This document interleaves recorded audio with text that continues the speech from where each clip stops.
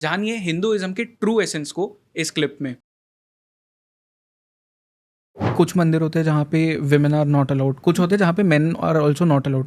Specially south में ऐसे कई सारे मंदिर है। If I am not wrong, शायद सबरीमला वाला, शबरीमला तो वहाँ पे मेंस्ट्रुएशन के टाइम पे यू कैन नॉट एंटर, ऐसा कुछ है। शबरीमला में फीमेल्स का है क्योंकि उनको ब्रह्मचारी बोला गया है। और मुझे इतना तो नहीं पता है, बट अगेन मैं बोलूँगी उधर ये चीज़ एक एज ओल्ड प्रैक्टिस है। तो जब अगर कोई एज ओल्ड प्रैक्टिस बनाई गई है तो उन्होंने सोच के ही कुछ बनाया होगा। तो आप वहाँ पे अगर वहाँ नहीं जा सकते तो जैसे एक 40 डेज़ का ना अयप्पा का जर्नी करते हो पूरा, मुझे एग्जैक्टली नहीं पता, बट अपने आई थिंक आंटी के घर जाते हैं, वो वाली जर्नी होती है उनकी पूरी। मुझे एग्जैक्टली नहीं पता, बट वहाँ पे मेल हैं पूरा, वो लोग ब्लैक कपड़ा पहनते हैं और पूरा एक ब्रह्मचर्या का पालन करते हैं। वहाँ पे फीमेल्स कुछ एक पॉइंट तक ही अलाउड है। तो इस पॉइंट से मैं बस ये बता रही हूँ कि कहीं अगर वहाँ नहीं जाने दे रहे, कुछ तो आप कर सकते हो ना। मतलब जो नहीं करने दे रहे उसके लिए झगड़ा करने से अच्छा है जो कर सकते हो वो करो। तो भगवान तो हर जगह है। तो अगर आप वहाँ नहीं अलाउड है क्योंकि वो ब्रह्मचारी, अभी तो इस पे केस जो भी हुआ था उसका भी आ गया है ना कि वो लोग ने एक्सेप्ट किया है।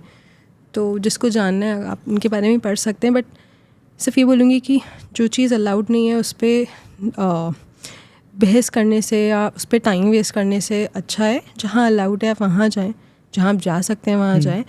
और जब हम मेंस्ट्रुएशन की बात करते हैं तो मेंस्ट्रुएशन के टाइम पर अलाउड बहुत सारे रीज़न से नहीं है। वन ऑफ द रीज़न है कि मैं ये पहले भी बताया हुआ है कि हमारा जो वायु है, हमारे जो शरीर है ना उसमें वायु हैं जो ऑपरेट करते हैं बॉडी को। सिंपल लैंग्वेज में समझे तो एक वायु है जो ऑपरेट करते हैं बॉडी के टॉक्सिन को निकालने के लिए, और उसका फ्लो जो होता है वो नीचे की तरफ होता है।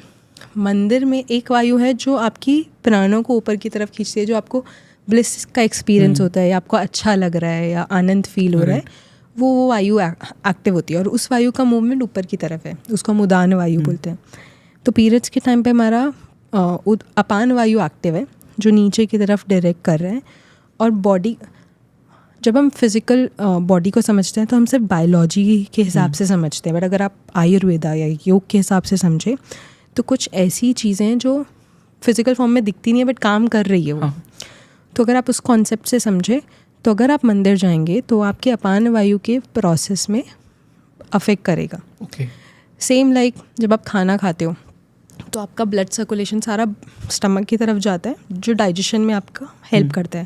बोलते हैं खाने के तुरंत बाद नहाते नहीं है, 1 घंटे बाद आपको नहाना चाहिए, क्योंकि या आप कुछ भी रनिंग वाली एक्टिविटी या इंटेंस एक्टिविटी नहीं करते, आप थोड़ा रेस्ट लो फिर आप करो। वो क्यों बोलते हैं? क्योंकि ब्लड सर्कुलेशन फिर अगर डिस्ट्रीब्यूट हो जाएगा तो वहाँ पे इनडाइजेशन हो सकता है।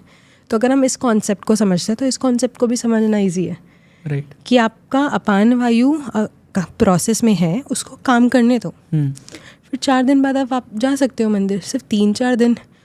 और ना बहुत बार मैंने देखा है कि मैं ऐसे पॉइंट नहीं करूँगी बट बहुत सारे फीमेल्स सिर्फ वो 4 दिन के लिए लड़ रहे हैं। आप बाकी दिन जा रहे हो मंदिर, सिर्फ जो बाकी दिन मंदिर जाएगा ना वो शायद 4 दिन के लिए लड़ेगा नहीं। But then I want to ask you, and मैं इसके अगेंस्ट नहीं हूँ जो मंदिर में नहीं जाने दे उसके, वो एज ओल्ड प्रथा है, ठीक है, you should continue that. But अगर भगवान के लिए हर इंसान सेम है तो ये वाला वो 4 दिन में भी सेम ही होना चाहिए ना। आपकी बात मैं समझी, मैंने अभी जो कॉन्सेप्ट समझाया अपान वायु, तो वहाँ पे भगवान को कोई प्रॉब्लम नहीं हो रही, आसपास के लोगों को प्रॉब्लम नहीं हो रही, प्रॉब्लम हो रही है फीमेल की बॉडी को। फीमेल जो है उसको जननी बोला जाता है क्योंकि क्रिएटर वो है। आगे जाके नेक्स्ट जनरेशन उसी के थ्रू आएगी। अगर वही अनहेल्दी हो जाएगी तो आप इमेजिन करो आने वाली जनरेशन भी अनहेल्दी होगी।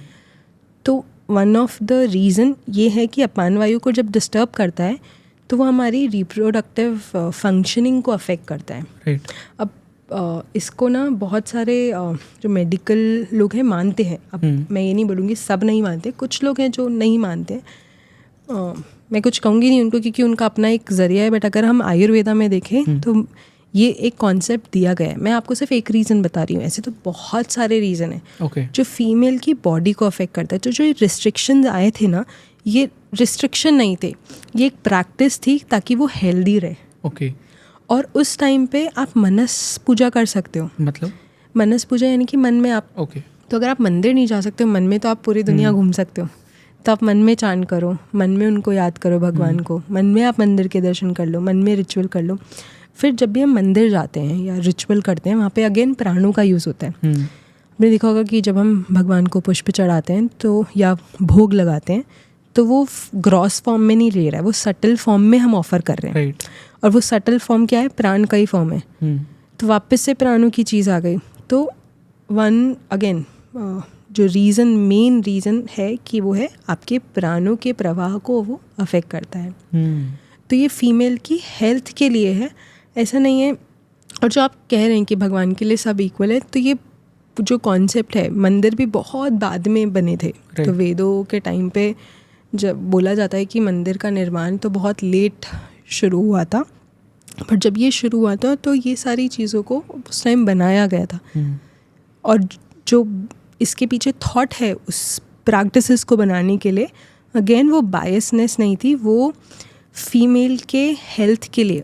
और जितनी भी प्रैक्टिसेस होती थी उनको रेस्ट दिया जाता था, उनको उनके खाने का अच्छा ध्यान दिया जाता था, उनके साथ एक ओल्ड फीमेल होती थी जो उनका ध्यान रखे, तो उनको पैम्पर किया जाता था। आप जब इस कॉन्सेप्ट को समझते हैं, एक संस्कार होता है ऋतु काल संस्कार, जहाँ पे फीमेल फर्स्ट टाइम मेंस्ट्रुएशन होता है तो उसको सेलिब्रेट करते हैं। उसको शादी जैसा ग्रैंड सेलिब्रेट किया जाता है। और वो सेलिब्रेशन अगेन एक प्रोसेस होता था या एक वे ऑफ टीचिंग होता था उसको, कि उसको विमेनहुड में अब वो विमेनहुड में आ रही है तो उसको सेलिब्रेट किया जाता था, कि उसको ये ना लगे कि अरे मेरे साथ क्या हो रहा है। ये आप देखोगे बहुत सारे फीमेल्स है, पता नहीं आपको किसी ने शेयर किया है, आपके फीमेल फ्रेंड होंगे। मेरे टाइम पे जब मुझे साइकिल हुआ था तो, या मेरे आसपास के फ्रेंड्स को हुआ था, तो बहुत एक डिस्कस्ड फीलिंग होती थी कि हमारे साथ ही क्यों। मेरी भी फैमिली में बॉयकॉट हो गया था कि अरे साइकिल हो गया है तो दादी के कमरे में अलाउड नहीं था, पूजा घर में अलाउड नहीं है, किचन में नहीं जा सकते। तो कि अरे कि इतना भी क्या है, अगर इस चीज़ को हम एक्सेप्ट कर रहे हैं तो इतना भी क्या है, क्योंकि उनका जो मेन कॉन्सेप्ट था ना वो भूल चुके थे। तो उन्होंने इसको अलग ही वो बना लिया। लेकिन साउथ में आज भी इस चीज़ को तो बोलते हैं कि एक तो ये मेमोरी की तरह काम करता है, कि आपका फर्स्ट मेमोरी था ना वो हैप्पीनेस वाला, सेलिब्रेशन वाला, तो हर बार जब साइकिल आएगा आप उसको पॉजिटिव तरीके से देखोगे। दूसरा, आपको एजुकेट कर रही हैं बाकी फीमेल्स, जो आपको राइट नॉलेज दे रही है कि क्यों होता है, कैसे होता है, इसको क्या करना चाहिए उस टाइम पे। तो ये बहुत सारे रीज़न है जो आज भी सेलिब्रेट करते हैं। बट ये जितनी भी प्रैक्टिसेस है बहुत खूबसूरत हैं और बहुत प्यार से ये बनाई गई हैं ताकि हम इस चीज़ को समझें, एक्सेप्ट करें। और ऐसा भी बोलते हैं कि पीरियड्स के टाइम पे फीमेल बहुत सेंसिटिव होती हैं। तो इस टाइम पे जब हम मेडिटेट करते हैं, या मेनली मेडिटेशन को बोला जाता है अगर हम करते हैं, तो ये हमें अगेन जितने भी इंटरनल चेंजेस है, फिजिकल बॉडी पे तो काम कर ही रहा है, साथ साथ ही हमारे मेंटल बॉडी पे, हमारी प्राणिक बॉडी पे भी काम कर रहा है। और आपका कहीं ब्रेक नहीं हो रहा। लोगों को लगता है ब्रेक हो रहा है। आप जो चीज़ फिजिकली कर रहे हो उसको आप मेंटली कर रहे हो। और मानसिक पूजा या मनस पूजा, जो मेंटल पूजा है, उसको तो हाईएस्ट पूजा बोलते हैं। हाँ, बिकॉज यहाँ पे आप टेक्निकली खुद के अंदर जाके उस डेटी को देख रहे हैं, जो भी आपकी वो शक्ति है उससे कनेक्ट कर रहे हो, आप डायरेक्ट माइंड से कर रहे हो।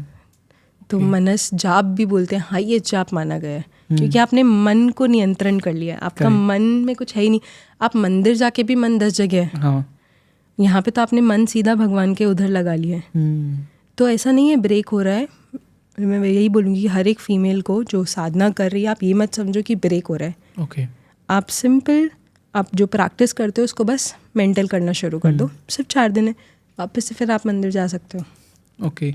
तो टेक्निकली चीज़ ये हुई कि जो चीज़ें एक महिला के लिए उसकी भलाई के लिए की गई थी, एंड वो रेस्ट्रिक्शंस जो थे वो एक्चुअली रेस्ट्रिक्शंस नहीं थे, वो उनके बेटरमेंट के लिए चीज़ें थी। ओवर द टाइम लोगों ने उसको ये कर दिया कि वो मंदिर है, भगवान है, तो रेस्ट्रिक्शंस, बिकॉज रिलीजन, तो वो पूरा डॉगमा एक बन गया।